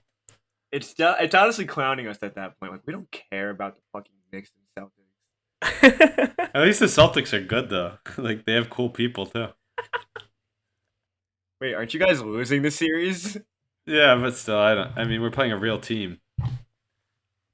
What are you talking about? You're defending the Heat. No, Take but a side. No, but the Heat are realer than the Knicks. I just think that the Knicks are not good at all. I mean, they don't have an NBA superstar. Do they have a guy on a supermax even? Are you relevant if you don't have a supermax? Jalen Brunson. All right. Look at the deal Jalen Brunson just signed. Mackie, just because he hit a good shot in March Madness doesn't mean you need to pay him that much money. Jalen Brunson didn't hit that shot. I think he dished it though. Yeah, he's one there. I don't think he's gonna get a ring here, but it's like the Rangers too. I still think it's like the Knicks and Rangers. Same thing. They have the best years ahead of them. Oh, I think the Knicks have zero chance of winning if they get to the finals. I think they. I don't think that.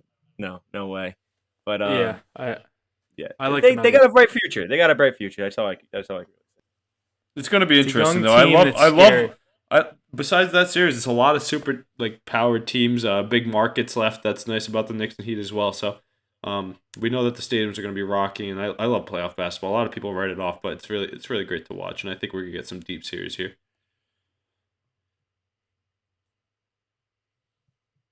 Go basketball. Few points to round out our NBA segment here. Joel Embiid wins his first ever MVP, getting 73 out of 100 first place votes. This is the first year that LeBron James did not receive any MVP votes. Yeah, that's a lot. He definitely pulled the. Keep going. Along with that, the Memphis Grizzlies have informed pending free agent Dylan Brooks that under no circumstance will they be re-signing him this offseason. So some news coming out to start this offseason with some MVP awards and some free agent talk. So, any thoughts on this? Yeah, Dylan Brooks, clown, talked herself right out of the league. She said someone's gonna pay him. I think when you got guys like LeBron and Draymond and all these dudes that have won, just clowning you, all these teams are those are the kinds of guys we want on our team. We're not just gonna go ahead and sign the guy that they're all making fun of indirectly. I don't know. I think this dude talked himself right out of the league. No, I don't think so. I think a lot of teams out there could get free publicity, and any publicity is good publicity. So Charlotte Hornets, Atlanta Hawks, but I think it'd be funny to go to the Clippers, but Chicago Bulls, Detroit Pistons, somebody's gonna grab him. He's got talent. I mean, and some people like a villain. So there is a drone flying around the court on the Celtics game. That's impressive. A drone. Cup can do that. I'm watching it.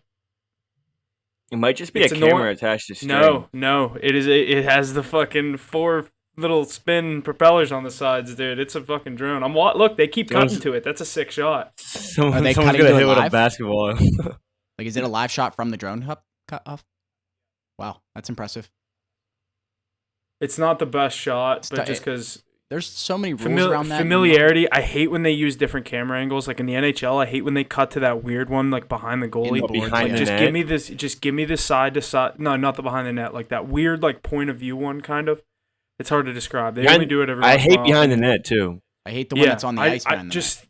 just stick to the normal side to side. Like it's only good on the power play, the behind the net, Mackie. Yeah. But they don't do it on the power play. They only do it when it's like not even sustained zone pressure. No, I agree with you. They do it's random cuts like off of a face-off in the neutral zone, but it gives you cool sounds too. And both sports, I don't know. They're getting better with it. So Yeah, why don't they just pump the sounds in the whole time though? It's all there. Yeah, you're not wrong. Some people like the stadium though too. It's one or the other, no? You're not wrong, but you'd be very surprised that most NHL teams specifically pump in noise.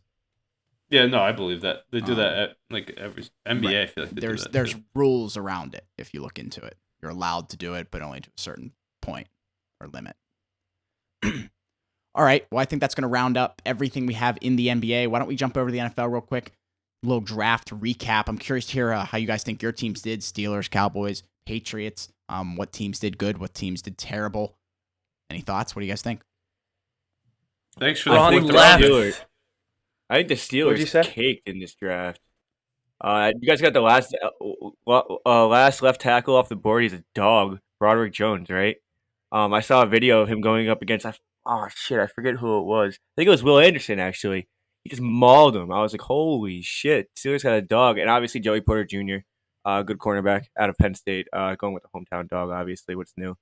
I thought that was coming in the first round, and when we got Broderick Jones, I'm like, there's a chance Joey Porter falls to us in the first pick of the second round. As soon as the first round ends and they didn't go with him, I didn't think they were going to. I was really hoping Nolan Smith fell from the Eagles from 30 to 32. Oh, that would have been great, but I'll take Joey Porter Jr. I like that pick. I'm surprised to hear you say that. I thought the Steelers had a great draft, and I'm a biased person, but another one that I like, Broderick Jones, obviously, you said it, Joey Porter Jr., and then we also got the Georgia tight end, Darnell Washington, who often was blocking on the left side with Broderick Jones. So little chemistry already on the left side, protecting Pickett over there. Georgia didn't use him too much in the passing game, so not too many people know about him. He didn't have all the flashy touchdowns, mainly because he's a pass blocking or run blocking tight end. But they also had a million weapons down there, so you don't need to be thrown into a 6'7" tight end. But Is that why you tweeted something like "Don't run left" or something? No, run left. That's where we're running. Or like, don't go- Najee yeah, Harris. yeah. Najee Harris, sweep left 30 times a game. Run behind the fucking brick wall. Yeah, no, but Huff, you're welcome for giving you Broderick Jones. Kind of a double-edged sword by the Patriots. That was like a mini workout with our teams because the Patriots didn't want him to go to the Jets. Exactly, a double-edged sword. We get a free fourth-round pick. We still get our guy in our draft slot, and we get our rival, our division rival. We'll say division rival. You don't want him protecting Aaron Rodgers. No, definitely. So that's a double whammy there. Like, thank you, and it helps you guys out. So great all around for the boys. Good pick there too. And I was happy to see that the Patriots got a top 8 prospect overall on the board at 17. So can't be mad, especially with the AFC having the best quarterbacks and division we play in. Need that true corner to go along with Jones. So Christian Gonzalez is going to be that man. It's just nice they picked someone with a different last name. Yeah, and someone over 6 foot tall. You guys saw that Duggar dude? Yeah, Kyle Duggar, great pick from Lenore Ryan when nobody knew who he was. Bill Belichick. He did that again this year, went heavy in the draft, had some great picks, very safe picks like he always does, but defense wins championships. How many times you heard that? If you played Madden 05, Ray Lewis said it on the intro. But Yeah, we added on the edge. We added in the secondary. We added special teams, a kicker and a punter. We You added. guys Oh, drafted a kicker and a punter. yep. We drafted a kicker out of Yeah. Maryland. Who else? Who else Yep. but Bill Belichick? Yeah, I mean the rings don't lie, and we didn't have those positions, and he's a pretty good one out of Maryland. Leads their school in points, but I like that late round flyer we took on. I don't know how to say his name, Keyshawn Butte. It's a pretty good pickup there from LSU, stud receiver, but dealt with injury. Oh and yeah, off the field. Boute. Yeah. Yeah. I know who you're talking about. The He's wide actually receiver. like talent off the charts, but injury and off the field problems. And he drops to the 6th round. At one point, I remember like 2 years ago, he was a projected first round pick. So, why not take a flyer there? But nice to see some defense added for my team. Yeah, Cowboys didn't really. I don't know. They didn't make much noise. They got that D tackle out of Michigan. I forget his name, to be honest. Smith, I think. And then they got Deuce Vaughn out of Kansas State, which I don't mind. We got rid of Zeke, so we need someone behind Pollard. So he's Isn't he kind of the same tiny? running back. He's tiny, quick and tiny, just like Pollard. So his the thing about it is that his dad's in the front office. So they were like, all right, just draft him 212th overall. But I mean, it's not don't- bad to have behind Pollard. It's a good scheme fit, but I thought they'd want a different type of runner. like a bigger back, right? Yeah.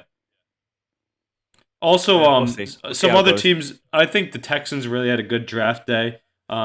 Meanwhile, on the other hand, I thought the Lions really reached. Everybody saying that everywhere, but obviously, I mean, you took Jameer Gibbs. You trade up to get him at 12 when he's going to be available in the second round. They probably. traded up to get the second running back in the first round. Yeah, that's crazy. And then they traded up again to get another guy who went 20 spots above his draft slot. I mean, I don't really know what they're doing, but they seem pretty pumped, and we've all liked. They have what a they've good done. roster. They have a good roster. What do you guys think of Houston getting Will Anderson and getting their franchise quarterback? Well, hopefully franchise quarterback. I mean, they're in the worst division in football, so they could make some noise. I mean, who knows? But I like getting Will Anderson at 3 as well. I mean, that was a great draft overall by them. I mean, you kind of had to do that with the way that things have been trending in there. I think Will Anderson was the best available player in this draft, and there was reasons he was projected to go 1 whenever the Bears had the pick. Obviously, they have a quarterback, but I mean, I think, like Ace said, defense wins championships, and this wasn't necessarily a draft where there's a true 1 quarterback. I think a lot of people have been saying this, and I do agree with it. If Caleb Williams is in this draft, he is the unanimous number 1 pick. I know Bryce Young had a pretty solid fucking resume at Alabama. Very good first Alabama quarterback to be selected first overall, I think, since like 1967. But I think in a non-quarterback dominant draft, I think the Texans were able to get the best available player at 3. They trade back up to get him, and it was a smart move by the Texans actually to draft C.J. Stroud where they did, because they get the 5th-year option on him, and they also get their guy to lead their defense hopefully in the future in Will Anderson. So I really like what the Texans did. And then back to like the team Ace brought up, the Lions. You come up, get Jameer Gibbs. A lot of questionable moves, but they do have a good team. They're aimed at maybe to win the division, if not, obviously a playoff spot next year. So I think they're just kind of fine-tooling some certain points of their offense and defense that they thought they had issues with. But yeah, I do think the Texans had a great draft. Yeah, I think another team that, besides the Texans, another guy that just is doing a great front office. The Philadelphia Eagles, wheeling and dealing on draft day and days before. They grabbed DeAndre Swift to add to the backfield, and they also get some more Georgia Bulldogs to add to that defense. Some studs. They got Nolan Smith, who slipped. Jalen Carter too, I believe, right? So it kills me because I love Georgia. Like I love Georgia. I love Georgia players. Whenever I was younger, I always loved Matt Stafford, AJ Green. That's like kind of what brought me to college football, because my cousins were all LSU fans, and I'm like, well, I can't like LSU. Alabama was too good, so I just liked Matt Stafford. And now that all these fucking Georgia players are going to the Philly, I'm like, all right, well, good thing they're in the NFC, because hopefully I won't have to deal with them ever until the Super Bowl if we ever get that matchup. But yeah, it's killing me. They just keep taking them, and they have the same thing as the Lions. They just have a great roster, and they just keep picking the best player available. yeah, so I think that defense is really gonna come together, especially getting Kobe Dean last year and the pieces they already have. Yeah, I hate to see it because I'm not a fan, but Eagles doing the right thing yet again. So those are my two winners out of the draft. Good stuff there. The draft happening last week. Steelers, I think, doing well, but some other teams faring better and worse than others. Next point I got here is the Packers and quarterback Jordan Love have agreed to terms on a 1-year extension worth $22.5 million. 2023 will be Love's first year as the starting quarterback in Green Bay, and it looks like he's getting paid to play like one. So hopefully he steps up to the plate. Any comments there? Not much. Before he does anything. I was gonna say they're looking to get. This is a situation where his first year as a starting quarterback. Say he comes in and lights up the league. They want to set the market for him right now for one more year. I think this now puts him under contract for 2 more years. So we'll see what Jordan Love's able to do in Green Bay. Guess the guy didn't bet on himself. When they put $22 million on the table, you can't say no to that. You could say, nah, I want fucking 45 next year, though. Yeah, but Jordan Love's not Lamar Jackson. He's not in the position to be playing these games. I'd take the money. It's only a 1-year deal. Like that's still betting on yourself. A 1-year 1-year deal. extension. Yeah. Technically, yeah, you're right. 2 years under contract. Yeah. Yeah, you're right. See $22 million in front of your face. Yeah, he didn't take 5 years, $100 old. million. You know what I mean? If he took 5 years, $100 million, I'd be like, damn, he has You're no right. confidence in himself. Yeah, you're definitely right. Okay, well, speaking of Lamar Jackson, the Ravens and Lamar Jackson have agreed to terms. 5-year contract extension worth about $260 million. So that finally being finalized. It's been what feels like forever that we've just been bobbling about this, but any thoughts on this one? Yeah, I'm excited that Lamar gets to stay home. I mean, I think that the Ravens can really stake their claim to that AFC North and stay relevant. Great draft day too. Grabbed Zay Flowers. They got Odell Beckham Jr.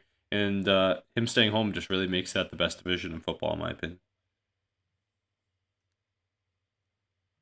Yeah, coming from a Steelers fan, Yeah, coming from a Steelers fan, I like the deal. Like I said, I think it's a lot of money for him, and I mean, the Bengals are gonna have to do it. Every team has to do it with their quarterback. It's the market, but we'll have to see. The injury problems have been there with him throughout his career, and we'll have to see if he's ends up being worth this deal. Good stuff. The last point I got here in the NFL, Aaron Rodgers gets another player off his wish list to join him in New York for the Jets. The Jets are expected to sign former Packers wide receiver Randall Cobb to a 1-year deal to accompany Aaron Rodgers. What do we think here? Yeah, I put this in here. I don't really think much of it. I just think, they're just looking to make him happy in any way possible. I don't think Randall Cobb is going to have too much of a role in their offense, for lack of a better term. I think it's more of a, you have Garrett Wilson. They have all the studs around and weapons around all around the offensive side of the ball. I think you just add a veteran like this to help Rodgers come implement that Green Bay offense with Nathaniel Hackett. I just think it's a veteran move like that.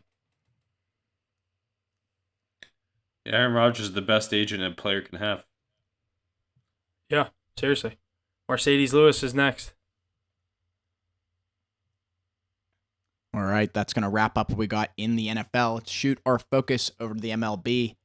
Next points I have here in the MLB is Bryce Harper made his highly anticipated 2023 debut on Tuesday night.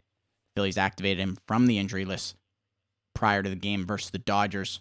You guys see him coming out strong or having a shaky start? What do you think? I know he had a good game today. I was going to say, I know he played well today. I mean, it's his second game. Yeah, we'll have to see. The Phillies could use it starting out just around 500, so getting one of your best guys back, this is going to be big for them. So I think big things to come for this Phillies team. They, like I said, a little bit of a shaky start for them as a team. Once he gets going, I think the Phillies will be right there at the end of the season. Mackey, he did go 0 for 4 yesterday, but it was his first game back, and it was against Julio Urias, who's a stud. Lefty on lefty matchup, kind of a tough spot for him. I would have waited another day, but I think he had an extra base hit or two today, so that was good to see. He's one of my favorite guys. I've been following him since he was that top prospect out of high school and whatnot. So, not a big Philly guy, but big Bryce Harper fan, so can't wait to see him crushing him again. Alrighty, the next one I have is the Mexico City series was a success for those who bet the over. The April 29th matchup between the Padres and the Giants produced 10 different players hitting home runs in that game. Only the third time in MLB history this has happened, and the first time since 2019. Matchup ended up in the favor of the Padres 16-11, so huge high-scoring game down in Mexico City, exactly what the MLB wants. Any comments? I actually didn't watch or bet on any of these games, but I did keep track of the scores, and that's insane. 16-11, the altitude. I saw a couple people taking the over in the first game. It was like 15.5, and then the second game it was like 20.5, and the final score was like 7-4. So, 6-4, yeah. But I don't know. Obviously, like you said, that's exactly what they want when they do these special matchup games. Is anyone know? Are they doing the Field of Dreams game this year? I think they are again, yeah, but I think it's different teams. Okay, I don't care if it's different teams. That was the coolest like neutral site game they've ever done. Yeah, so many home runs in that one too. It was a straight script last year. Tim Anderson with the walk-off, wasn't it? Yeah, that was It was cool. just like, that was ridiculous. But yeah, that was really cool. Two good teams too last year. Yeah, shout out to our longtime follower and listener and past guest, Abik Patel. He really put me on to that over in the first game. He was like, "You're an idiot if you don't hammer it." And then finally I was like, all right, I'll ride it. And it ended up cashing easily. Almost took it to the boys the second day, but then when we saw it was 20.5, we were like, no shot. And thank God we did because it didn't cash. I mean, over 20 runs in a baseball game, I'm not going to take that. I'll just stay away. No. But 15.5 first job. Kudos to you, Abik, and thanks for putting me on. That was a murder. 20.5. You're betting on each team to score Double over digits. an average of 1 run per time they bat. Per inning. Yep. And I mean, it hit first game. Yeah. All right, couple more points here in the MLB. The premier White Sox closer Liam Hendriks has begun a minor league rehab stint and looks to join the team by the end of the month. Just 4 months ago, he received his initial cancer diagnosis, so kudos to him and best of luck in recovery. Along with that, we have another debut happening here Thursday. Justin Verlander is set to make his highly anticipated debut this year against the Tigers. He looked sharp over 5 scoreless innings in his lone minor league start this year. He would make his debut against the Tigers. That's iconic. I didn't even think about that when I wrote it, but I that's didn't put true. that together either. I'm just happy Kate Upton's in the stands, but no, Verlander's been one of my favorite pitchers the last few years. Championship pedigree. Mackie, you got to be hoping he comes in and just dominates, huh? Yeah, we need it. We're definitely struggling right now. We just had Scherzer on 10-game suspension because of his damn whatever the hell it is, pine tar or whatever. It's The rosin spider that's tack. Legal. It's legal, but yeah, Mets are struggling right now, so we need anything we can get. We need Verlander on his game. Scherzer just got lit up tonight. Yeah.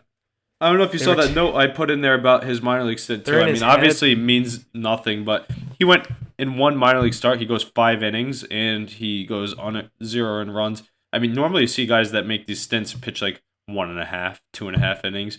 So that like he didn't even. I remember reading the quote. He didn't even want to do a minor league rehab stint, so he was probably pissed when he went there. Just fired the ball, and now he's ready to go. I saw that he's not even going to be on a limit tomorrow, so hopefully he can give at least 6+ and earn that quality start. Yeah, we need it big time. Alrighty, I got one more point here out of the MLB. The Diamondbacks are happy that that Corbin Carroll avoided major injury according to the latest MRIs after crashing into the outfield wall Saturday. The highly touted number 1 overall prospect leads current rookies ranked with the prolific speed on the base paths and high average batting in the heart of the Diamondbacks order. Other notable rookies to begin the 2023 campaign include Gunnar Henderson, Brett Baty, Jake Outman, Josh Jung, I should say that right, and Hunter Brown. Any comments on this? What do you think, Ace? Yeah, a lot of great young guys jumping onto the scene early. Corbin Carroll, as advertised, I mean, 5-tool player. Steals. I picked him actually. I have a long shot on him to win the stolen base award. So kind of annoyed that he got injured too a little bit here. Hopefully he can come back soon and they give him the green light again because I think he was second in the league behind Acuna Jr. But a lot of those names you see like some Orioles with Grayson Rodriguez and Gunnar Henderson. They've been all over it. Brett Baty finally getting his shot with the Mets, and I think he's hit a few dings lately. Finally getting looks against some lefties as well, which is great to see. And then Hunter Brown down on the Astros. I think that's the reason they got rid of Verlander, right? To see him jump on the scene. Not any Pirates noted here, but I know they have a lot of young guys that have been popping off here. And they're about to call up that top prospect catcher they have as well, I believe. Henry Davis. They have another. They're two. Rodriguez too. Oh, I'm thinking of our first overall pick that we took from Louisville. I don't know if he was ready or not. I didn't actually hear much about if we're calling someone up or not. But yeah, I mean the Pirates, the success they've had, they've run into a powerhouse in the Tampa Bay Rays, and they're having their way with them tonight, 7-1, in the top of the eighth. Pirates just hoping to avoid a sweep tomorrow. But I mean, like you said, the start that they've had, and you run into a powerhouse like the Rays. I'm interested. They come. I think this weekend we got Toronto, another great team. So. But back at PNC Park, we're going to see how the Pirates bounce back here. But I have faith in them. I don't know what their exact record is right now because they have slipped a little bit, 20-10. So anytime I'm talking, these two teams are leading their leagues in division right now. Like they have the most. They have the most wins out of both best American League team versus the best National League team. And I was going to say the Pirates and the Braves are the only teams with 20 wins in the NL. Yeah, coming into the series though, it was the two top teams in the league playing against each other, which is pretty cool. Obviously, it's super early. Don't read too much into it, but a lot of your veterans are pitching well too, which is crazy to me. Rich Hill, Vince Velasquez. Didn't expect them to have starts they did. Velasquez. I've taken the Pirates every game he's pitched. He's been doing really good. Yeah, they're I've been avoiding Rich Hill. I've been avoiding Hill. He had a little bit of a rocky start. I wasn't the most confident in him, but Keller's been doing good. He got beat up today, but. I was surprised when you guys didn't tail my Pirates doubleheader moneyline parlay. I can't actually bet that on any of the books that I use. Oh, because of where you live? Uh-huh. That's crazy. Saying like today, Mets, I couldn't have done that. It's annoying. They tell you like as soon as my book doesn't even, it will show you both games, but like as soon as you click like say today Mets money line in the first game, as soon as you click on the next one, it'll say these selections cannot be parlayed. That's crazy. I love the double money line parlay. I hit that on the Pirates though. They've been. I took them in the second game when it was 16-1. That was the easiest money line bet. That was Vince Velasquez again, wasn't it? Yeah. He has been lights out. So I'm eager to see how that holds up. It's really the pitching that's been surprising me. I know that they have guys that can hit. A lot of teams do. My Red Sox do. But it's really the pitching that you need to really stick around in the absolutely. MLB. That's always what it comes down to. So we'll see how they hang along as we go along in these weeks, and hopefully you guys can stay up there in the standings. I mean, you got a pretty weak division, so not too much to worry about. I hope so. I did sprinkle a little bit of money on them to win the division. When? Preseason or recently? No, like a week ago. I got plus 700. That's still really good odds. I mean, who's their biggest competitor as of right now? Brewers. The Cubs or Brewers. I think that Cubs team is scary a little bit. You said that before the year, and I disagree with you. But as I've been watching, Bellinger resurgence, Stroman resurgence. They got who else? Mancini. Bunch of other good bats too, though. I liked what they did over the offseason. That kills me. Dansby Swanson. Yeah, they're big names, but I'm saying like they added. I mean, they added Dansby too, but like I like that team a lot. I was surprised at how good they're playing. I had to throw some money on it. I haven't had this much faith in a Pirates team since 2015. And the good thing is you guys are on the up and up. Yeah. We're always supposed to be on the up and up, so it's just nice to see some success. Yeah. No, but I'm saying like this team is actually showing signs of life. So even if it falters off, we finally have a core that we're like, okay, this is the core. Like you signed them. You have them inked together, not just one guy, or you're gonna let them go or trade them for nothing. Like you inked exactly a team, and here they are playing well in front of you. So hopefully they continue that. I hope so. I really hope so. But that Rays team, like we said all year long, they're a wagon and they're still rolling. So you don't want. Pirates have given me a reason to. Obviously, the Penguins didn't make the playoffs. Pirates are just keep me alive in the sports world lately, and it was weird last year. Like I was so into my fantasy baseball. This year, like I'm truly just give a shit about the Pirates right now. Like I'm not used to like just caring about them this much. It's crazy. Like, and this is why I don't play fantasy hockey is because like I just like watching the really good games. Obviously, we bet on hockey every night, but like. And I just, Ace, I've been slacking on my fantasy, like just the ads and stuff like that compared to last year just because I'm like, oh, the Pirates play today. Yeah, you know what I mean? Like, Yeah, I actually own some of your Pirates pitchers in fantasy. In one league, I got Hill, and the other I got Velasquez. Not as just as some good depth. I'm gonna ride it till it doesn't work. I guess. Absolutely, yeah. So like it's you said, fun. it's not the best division. Yeah, and they eat innings. That's the other thing too. These guys eat innings. But yeah, baseball season's been off to a great start. Now that my Bruins are out, I got NBA playoffs and NHL playoffs for a bit longer that I'm going to be tuned into. But baseball's rolling, and we got Ohtani chucking for us right now. We got Angels money line on the card, and I think we've taken him almost every time he's pitched. We've taken the Angels. It's a good team to ride. But yeah, ready to see it. Alrighty, that's all I got out of the MLB. We only got one more point here to wrap up the episode. In the golf world, we have the next Capital One's The Match broadcasted from the Wynn in Las Vegas on TNT, June 29th. We got a pretty good setup here. Pat Mahomes and Travis Kelce representing the NFL versus Steph Curry and Klay Thompson representing the NBA. So I think that's going to be a great match here come end of June. Any thoughts on this? I'm super excited to watch that. I mean, Kelsey's hilarious. Mahomes, funny sounding guy, and he's the best football player on the planet. And then you got literally the leaders of the dynasty, the best two shooters of all time. And we know Steph Curry is good at golf if you've ever seen Holy Moly. So, yeah, I'm excited to see this. This will be a good watch. Well, whenever I saw this, I was pretty excited too. Obviously, Kelce, anytime he gets a camera on him, he's going to give you something you want to see. And like you said, Mahomes, we've seen him on the match before. Seen him play. What was it, Brady and Josh Allen and Mahomes versus Brady and Manning, right?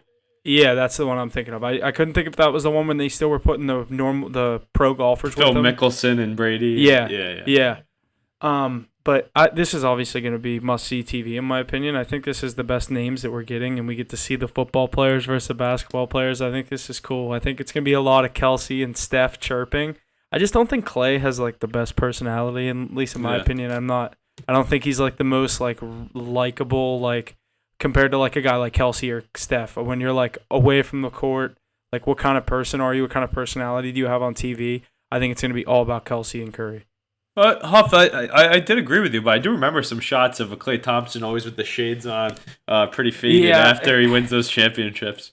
Yeah, I know what you mean. But I don't know. Name I've never been the biggest Klay fan. Name better duos and personalities, established championship like Hall of Fame personalities currently that you could get that other than these two. Oh, if Gronk could golf, Brady and Gronk versus Mahomes and Kelce, let's settle this once and for all. That'd be awesome. You're not wrong. On the golf course. Brady's already been in it, twice, so I'm happy that they're going to a new setting. Jordan and someone versus LeBron if LeBron knew how to golf. Probably would be good at it. Thing is like that's like we could name anyone that's like they might not even golf, you know what I mean? Yeah. But for the name's sake, I know what you mean. This is a really good one to start with. Maybe some hockey guys like Crosby, McKinnon. That'd be sick. It'd have to be Ovechkin and Crosby. I wish they'd quit going back to the Wynn. Keep doing other courses like they have been. It's probably they just have it so mastered. They're like we don't even care. It's so easy to do it here. Right, but it's the same thing every time. That's going to be after the Stanley Cup Finals end in NBA playoffs, so that'll be great TV for us to watch. Yeah, maybe we'll get some odds on it too for you. So definitely stick around. Alrighty, I think DraftKings told Tatum not to make a 3 tonight. I seriously think he did. I'm about to be at halftime with no threes. Good thing Jesse didn't get it. Yeah, they didn't even come to my inbox. That's crazy. What did he need? Just 1? 2. 3. Wait, I don't know. I haven't checked the box score. He might have one. Yeah, he's 0 for 2. He needs 2. He's only shot 2, which is weird. He usually shoots like 10. Shoot the ball, you dumb idiot. All right, I think that's going to wrap up everything we have this week. Episode 36 in the books. That's all I got. Make sure to like and subscribe everywhere you can. It helps a lot. Anything else, guys? Yeah, not much else coming from me. NHL playoffs, NBA playoffs. Stay tuned to the social medias for all the cards, MLB. It's going to do it for me. Thanks for listening. See you guys next week. Yeah, and Mackie brought it up earlier today, and I forgot to mention on the pod, we hit 100 wins before 100 losses on the NHL card, so that we're going to end the playoffs strong here, keep those positive units going up, get that NBA card back to double digits and rolling, and MLB, we're going to be locking in. We have been. Otani's going to get us another win today, so I'm ready to roll. Ready for a big week of sports ahead. Yeah, not a lot of season left for these NBA and NHL playoffs, so gonna be locking down in the plays and definitely looking to keep that record going. And that's going to do it for us on this episode of Hit the Books. Thank you to everyone who tunes in each and every week. Without you, we wouldn't be able to do what we do here. So please like, share, and subscribe wherever you can. And don't forget to check us out on Facebook, Instagram, and Twitter for our plays each and every night in the NHL, NFL, MLB, NBA, college basketball, and college football. Thank you again, and see you next week.